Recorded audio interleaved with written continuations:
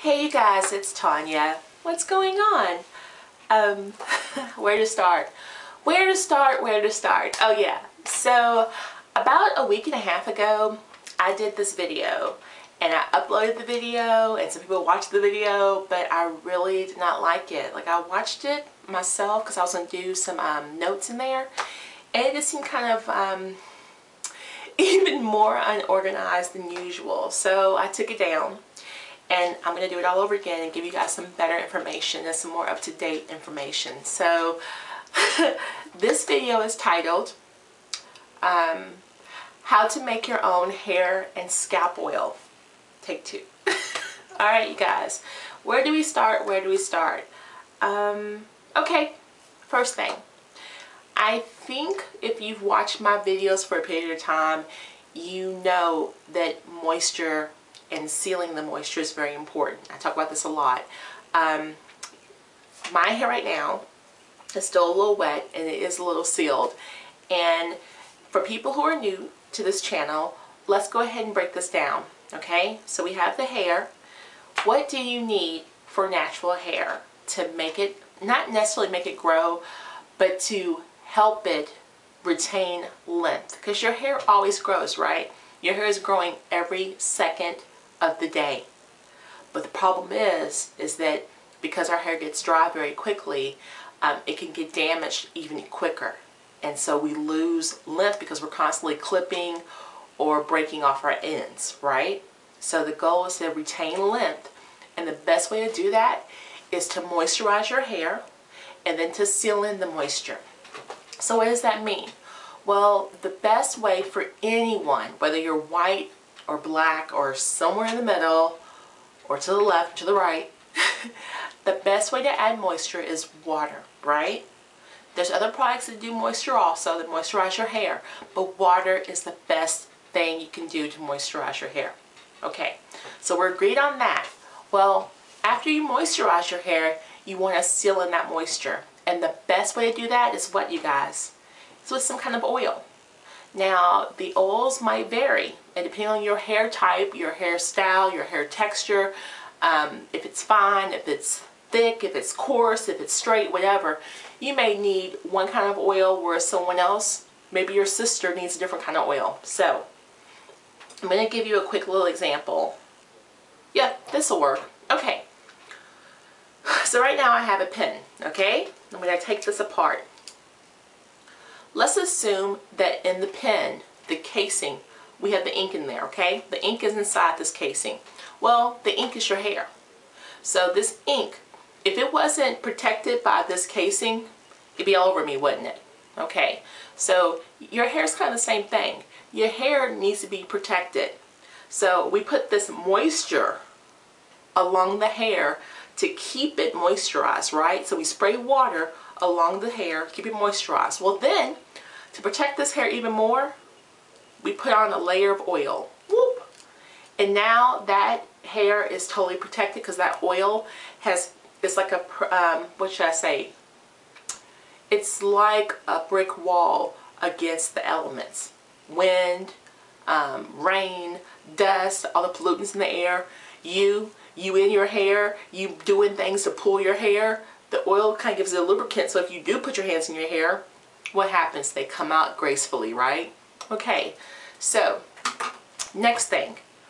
Before I start, I want to give you the basis for where I got my basis, which is for Taryn 916. Shout out.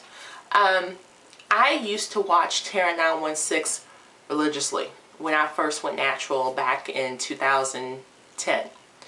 I don't subscribe to Taryn anymore because now I have the information I need to do to take care of my own hair, and my, I guess you could say, focus is hair. I don't really need the other information, and so when someone stops focusing on hair, I kind of lose interest because that's my passion when it comes to YouTube. So anyway, I digress, you guys, so bringing it back. Check out Taryn 916's video from March the 27th of 2010, okay? March 27th, 2010. It's called Scalp Treatment Oil and Hair Growth. Now, I'm not going to give you a synopsis of that video because I want you to watch the video because you can learn a lot. What I will say is that Taryn gave me the tools originally to make my own hair oil. Now I followed her, I guess you could say, recipe, and it didn't work so well for me because of my hair. Now she has really fine hair that has really big loose curls. I have very coarse thick hair that has, as you can see, let me get a little bit closer so you can see what's going on up in there. Woo woo! My curls are not big. Mine are more waves and spirals in the back, and there's just a whole lot of other things going on up in here. And this baby needs lots of moisture and lots of oil. So definitely watch that video, but now we're going to get to my video. There's two parts of this. Some people do not want to make their own hair products. If you're not a DIY person, which is do-it-yourself person, that's fine. So I have some things that you could probably try yourself if you don't want to make your own. Some of my favorite hair oils, Lexi's of Louisville. This is homegrown here in Louisville, Kentucky. You can get this online at, oh my goodness, I'm forgetting the website, I'm so sorry, but if you Google Lexi's, L-E-X-I-E-S, of Louisville, Kentucky, it will come up, and then you can click on the link, which I think is called the Giggles program, to purchase this, okay? I really like this hair honey. I actually need to give her feedback because I think that she is still in the testing phase of this. I hope she's not, because this is really good. But she has a really good hair oil, and it's called the Hair Honey. Afroveda has, oh, and this is unscented, okay? So this is why I like this, is because it's unscented. But I got this for free, so I don't want you to think I paid for this. I got it for free to test it and see and give her my feedback, okay? The next thing is the Shikakai Hair Growth Elixir by Afroveda. I think this is really good. My only issue, I am dropping so many things as of late, is it smells like peppermint and tea tree oil. I don't like peppermint on my hair. It just drives me crazy to smell like a candy cane. This is a great product. It has great ingredients.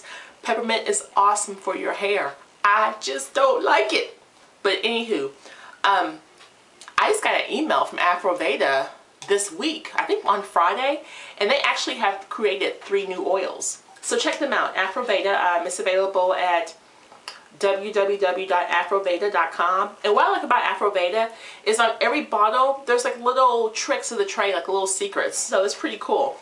Also, come on, you know I'm going to have to throw in a shout out for Hyphthermal Naturals. She has a hair growth oil that I really like. Ingredients are awesome. I can't complain. There is peanut oil in here. It's the 3rd ingredient. I'm not too cool about that, but everything else I like. So another one. Anywho, and there's so many companies out there that make their own oils that you can buy. So we're going to move on from that, and we're going to go right to making your own oils. Now, here's the thing. There are all kinds of hair oils out there, or not even hair oils. There are all kinds of natural oils out there. I make myself a little list so I can kind of stay on track. There's sesame oil, there's olive oil, coconut oil, castor oil, avocado oil, apricot oil. Then there's also essential oils. Now, I'm going to go back real quick. There's also 3 oils that I'm really biased towards. Almond oil, Argan oil, and jojoba oil. Let me tell you guys a little secret. Jojoba oil, J-O-J-O-B-A oil, is the closest oil you can find that is similar to the sebum that your body produces naturally, okay? And when I say that, I mean for your skin and your scalp. Your body produces a natural oil, and that comes off of your scalp. Well, it comes from your glands within your scalp, and it comes off into the hair. Now, if you have straight hair, because the hair is straight, that oil disperses a lot easier and quicker and further down the hair shaft. The problem with our hair, African American hair, especially curly, coarse African American hair, is that our hair shafts are not straight. As you can see, they bend. Well, this bend makes it very complex for the oil to make its way down the hair shaft, which is why we are known for having dry hair. So, we have to put that oil back in our hair. And jojoba is the closest you can get to your natural body chemistry production of oil. Okay? So, now, I'm going to move on to the next part, which is oils that are bad you should not put on your hair. Now, again, you're a grown adult. Anybody watching this YouTube video, I would assume you're all adults. And if you're children, then listen to me. But anywho, oils that you don't want to put on your hair. Corn oil, soybean oil, canola oil, peanut oil, vegetable oil. Now, here's the reason why. Those molecules are a lot bigger and they're not able to penetrate the hair shaft, okay? So you're basically wasting your time and wasting your money, and they're kind of like really cheap oils. Aren't you worth more? I'm worth more. So those oils, get them out of here. Anyway, there's also essential oils. So we're going to get back to oils. There's rosemary, there's peppermint, there's tea tree oil, there's lavender oil, there's eucalyptus oil. There's so much out there. So here's my suggestion to you. Now there's numerous places you can get oils if you live in big cities. You can go to Whole Foods. Some Krogers will have oils. And there's also probably some natural herb stores that if you look in the yellow pages you can find them. I am a big fan of shopping online just because I know what I'm going to get, and it's usually cheaper. So you can go to Dar Naturals, DARNATURALS, and get little samples of all these oils, okay? And what you can do is get these little half-ounce samples and just on your hair put the different oils throughout your hair and see which oils work best with your hair. Because what works for me may not work for you. It may be too heavy for you, or it may be too light for you. You might need something that, you know, oilier or less oilier. I don't know.